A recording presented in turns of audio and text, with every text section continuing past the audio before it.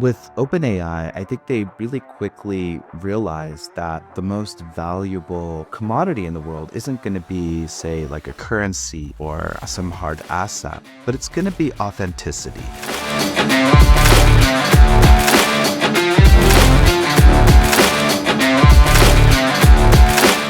Welcome to the Being Crypto podcast. On our episode today, we are diving headfirst into WorldCoin, Sam Altman's ambitious initiative that has shaken the industry since its global launch in July 2023.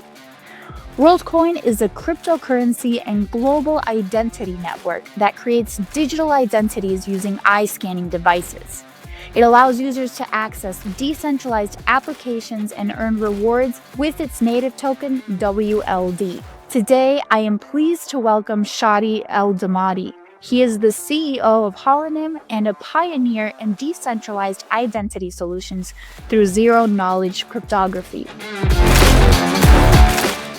Shady, how are you doing today? I'm feeling great. Really happy to be here with you. It sounds like we have some spicy topics ahead of us today. Absolutely. I'm so happy you can make it on our podcast. So let's dive right in by getting the obvious out of the way. Why do people feel WorldCoin is such a dystopian project? Yeah, great question. It's interesting. I think WorldCoin is the very first example of a private company, not even one that's publicly traded, but one whose books aren't fully transparent, who we don't really know exactly how it runs in the background. And then they kind of pick and choose how they present themselves to the world. It's the very first example of an institution or an entity that has the explicit mission of documenting every single person in the world with a cryptographically immutable link between a cryptographic hash of your eye and between a cryptographic hash and your biometrics. So tying this immutable one-to-one link, one eye, one person, one digital presence. And I think that's causing alarms in a few different ways. Yeah. And I'll be asking you what those reasons are.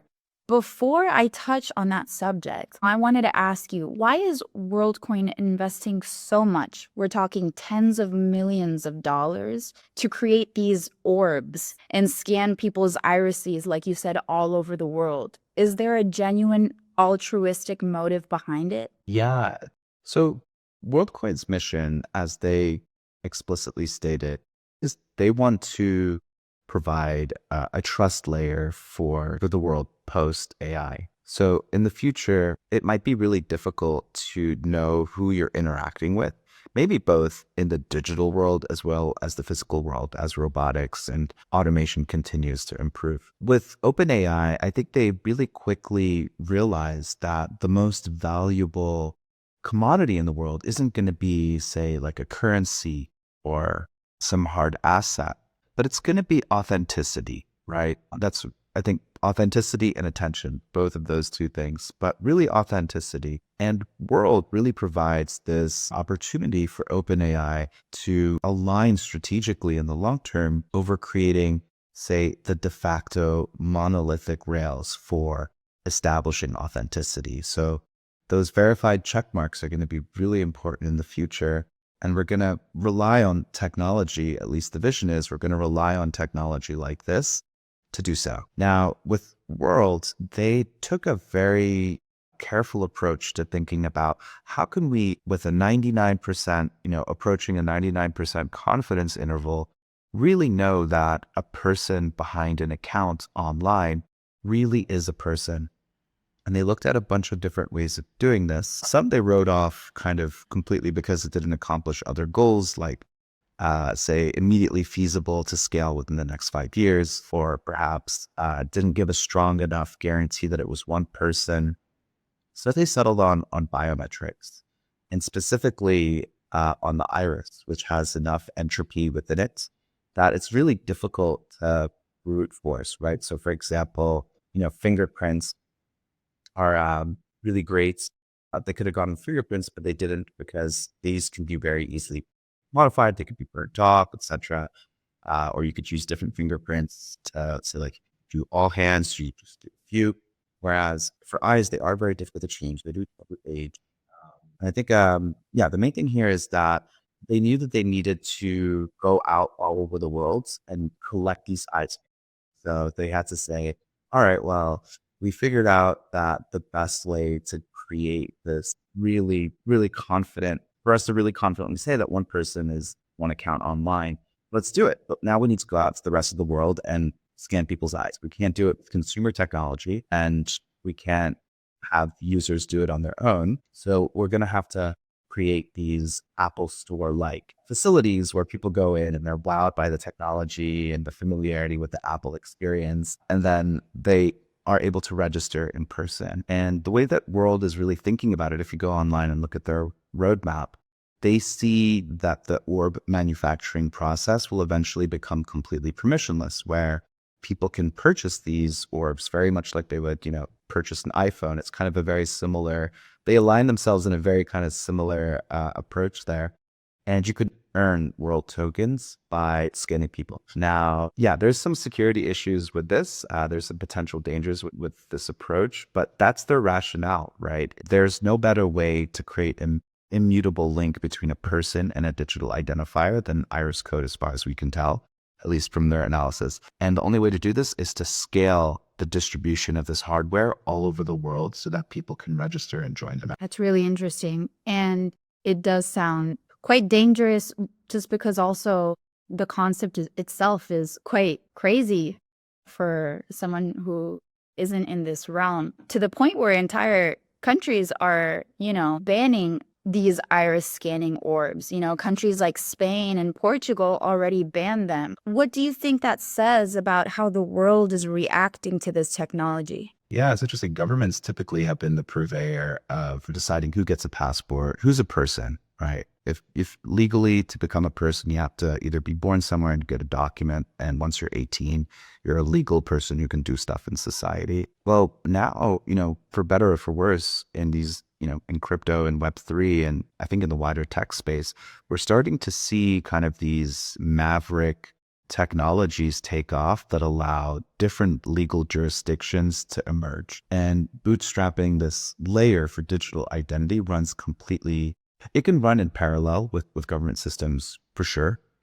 Although I think that can be really difficult if you're trying to tailor to many government systems. But the way that World is going about it is it's kind of an independent system from the government. It's not like the government can, okay, so for example, if the US government submitted a court order to World, they said, hey, World, it looks like about 10% of your users are coming from sanctioned countries. And actually, you're giving UBI to countries that the current global consensus has decided not to do business with. So with this court order, we'd like to confirm this because, we see evidence of this in IP addresses that are accessing your site, blah, blah, blah.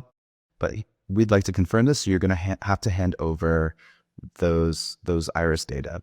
So World's going to have to be in a pretty, Tools for Humanity, the parent organization, the legal organization the government would subpoena, would be in a very tight spot. Parts of their stack that they can say, hey, well, we need to go to Germany and ask them to give up their share. We're going to need to go to South Korea and ask them to give up their share. And we're going to need to go to the UK and ask them to give up their share before we can give you anything. Right? That's what they can tell them. But at the same time, they also have infrastructure in the United States that's going to be beholden to US government's authority, right? The fields can come in and say, hey, we're going to pull the plug and put your executives in jail if you don't hand over, say, like all of the logs that are coming from this really central server that's responsible for coordinating the entire network. And Tools for Humanity is going to have to say, either like, screw you, we're going to take the risk and throw us in jail, we don't care. Or they're going to be like, okay, well, here you go. And I think other countries are looking at that potential risk factor of a US company that, is trying to operate kind of independently of the law globally. And that could potentially be a huge honeypot in the future, either say, maybe like through enforcement of regulation from the US, like we saw with the US Cloud Act in 2011 and again in 2015. Or, Perhaps, it could even be some sort of maybe technological failure that we haven't foreseen just yet. So a lot of these countries are thinking like, wait, this company's only been around for how many years? What? They've only started doing this for the past couple of years. And now they want to create an immutable identity for everyone in the world. And they're coming after our citizens. So there's going to be a higher barrier for world to jump. And I think some of these issues with data permanence, transparency over who's controlling the data, how easy it is to delete your records, who's responsible for, whether these servers really exist in one country or the other. I think there's also a lot of education that world is going to have to perform to explain what MPC is and whether their technical architecture, which they haven't been public about in sufficient detail, in my opinion, whether how many nodes are required to collude for the data to be given up. Is it all the nodes? Is it just, does it have to be the US, the UK, South Korea, and Germany that all have to collude these, educational institutions before the data is given up? Or is it just two? So it'll be interesting to see how all of this pans out. I don't think governments are going to suddenly turn over overnight and say, yeah, okay, well, we're going to let this American company, a Silicon Valley, crazy company run by one of the world's most powerful people to track all of our citizens and give them their crypto tokens, right? There's a lot of things actually to unpack there. Absolutely, absolutely. And there, different prominent figures in the crypto industry have also voiced their concerns, among them Vitalik Buterin. And something that he said that is interesting and I'd like to ask you about is basically the idea that one iris scan belongs to one identity. So it's like this monolithic identity system. And I wanted to ask you, what are the potential drawbacks or risks when a digital identity system aims for a one person, one identity model? Said another way, what are the advantages maybe of a pluralistic identity system? Yeah, this is one of those age-old battles, I think, in tech that started with the cypherpunk movement. It's kind of really embedded within what you would call like the Bitcoin maximalist community. So with Bitcoin, right, every time you create a transaction, you can actually create a new Bitcoin NIM or a Bitcoin address. That's advisable because, your Nick Szabo wrote very extensively about this, like really one of the early pioneers of smart contracts. And then he's talking about these things where in any peer-to-peer system that's immutable, that's transparent, that's open, you also need privacy as much of as a contradiction as that sounds. And it's really important that when you commit to a transaction on the internet, so like the financial exchange, that you transmit as little information as possible, just the information that you need to complete the transaction. If you're going to hedge against, say, the risks of monitoring or other organizations or listeners maybe using your data against you, for all sorts of purposes, whether it's to compromise the network or to get you to do things you wouldn't otherwise do. Really a pioneer when thinking about like misinformation about the world we live in today. But that's where he coined this idea of a NIM, right? That NIM is going to be the minimal descriptive information around an entity within the network that makes it difficult to say this one person later on actually has all these NIMs or this one NIM. And for a while, I think this was held very central, very close to people building in this space until I would say recently with the emergence of WorldCoin, they kind of came in out of nowhere with like this huge raise, this like dazzling new hardware technology, this big vision, Sam Altman hot on the heels of OpenAI's like massive commercial success. And then overnight just kind of reset what the social norms were, at least within this builder community. They're like, look, we're going to use zero knowledge proofs. And it doesn't matter because, even though we're going to give users one NIM on chain, no one's ever going to be able to link that account with, say, a picture of your eyes, right? Because that's the real risk is if someone takes a picture of your eyes, can they use all publicly available information or maybe even like dark web information to identify who you are on chain and how much, what you've done on chain, which is immutable. So they said, don't worry about it. We're using ZK and we're keeping everything in this MPC network. It's completely foolproof. Trust us, bros. And that's a major actually like philosophical shift within this space. This idea that you can take, say, some like this descriptor and then label it permanently to a single person. I mean, history has tons of examples where these things have gone wrong. The Dutch, who had implemented an incredible identity system, which was great and underscored a lot of their civic systems and the efficacy of how they were able to do business as a country. But when the Germans came into town, they used that. They used that system to accomplish their goals. And, we can reflect on what those goals were, the effect that they had. I think like also looking at things like, say Cambridge Analytica in a team with that huge election, right? Obama versus Trump. I'm sorry, Hillary Clinton versus Trump, Obama versus Trump. And I think like being able to identify an individual and then use that information to say automate how you kind of like, Harry Seldon from Foundation, you just need to make some little perturbation in some areas and the entire system settles in a certain way. But you need to be able to identify individuals to be able to accomplish those things. So Vitalik's, I digress a little bit, I'm going off on a little bit of a tangent, but Vitalik's original point is that, hey, look, like actually it's great. Okay, whatever. World uses ZK proofs to make sure that you can prove you are a single person with an iris without giving it the iris code, as long as you don't get access to this MPC network. Strong assumption, but okay, that's great. So, but there's still a risk, which is that as soon as your nullifier is given up, and the nullifier is what's used to make sure that you only use your iris code once, that nullifier has to be stored somewhere. And as soon as that nullifier is given up, then all of the accounts that you have linked to that nullifier are also given up. So even if World is saying like, okay, we'll create a new wallet address for you every time, but it's still linked to that original iris code that uses this quote unquote nullifier, then yeah, you're pretty much like screwed. Everything like it could be the foundation of a really massive data leak. So Vitalik really pushes forward. He's like, hey guys, like, remember before World, we used to talk about having many different accounts, where as a person on the internet, you have like an avatar or like, kind of like sandboxed identities where you put in certain amounts of information into these things. You have an account for your banking stuff, you have an account for gaming, etc. And you keep these things separate for good reason.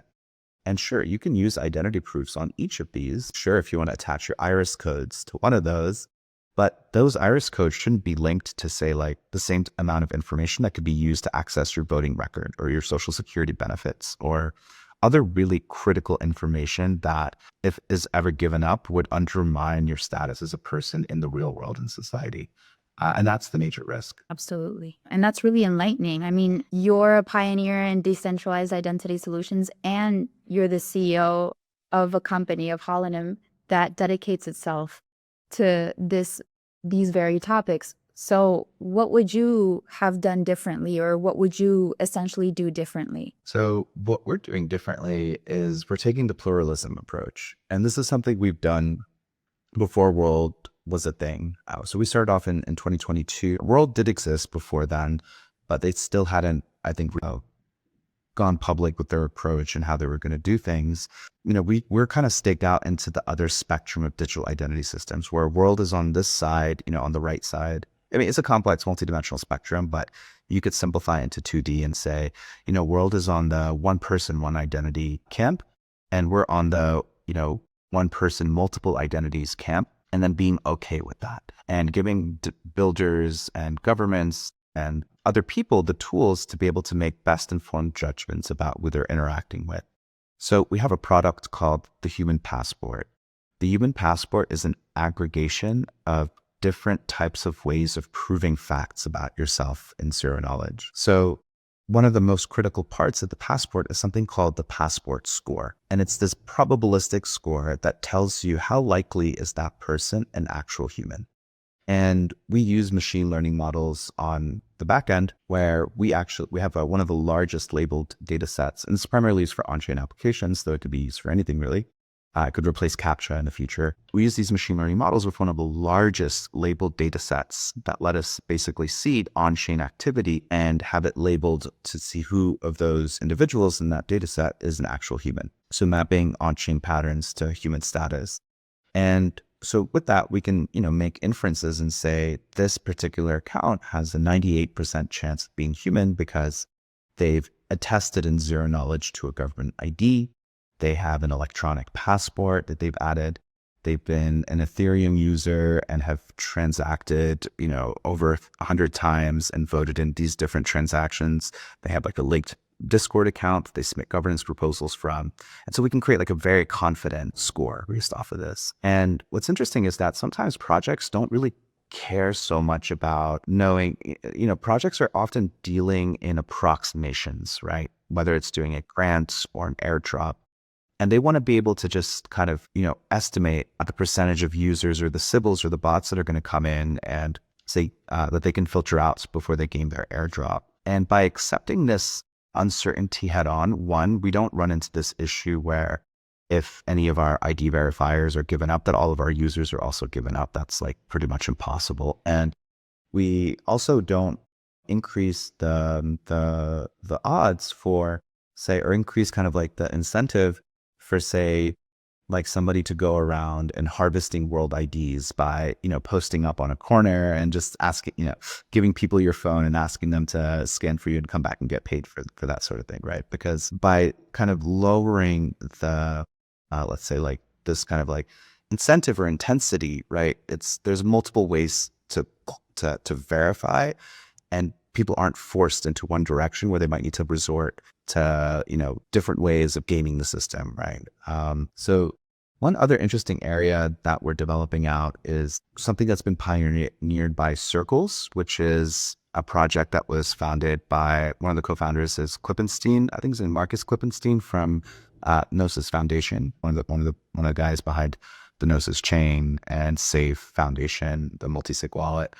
They built out this social network where if you attest to somebody, that person joins your circle and they can start collecting your token as a form of UBI. So it's kind of like a pre-WorldCoin using, and maybe they actually like demonstrated the product market fit for what WorldCoin could do, because this thing went viral overnight. It was like this random project that a bunch of folks in a club, probably in a basement somewhere in Berlin, figured out. They hacked together and just went absolutely viral. And so this idea was like, hey, if you add people to your network, you can give them tokens, and that token is worth something, and it can act as a UBI based off of social trust. So I find that really interesting. We have this one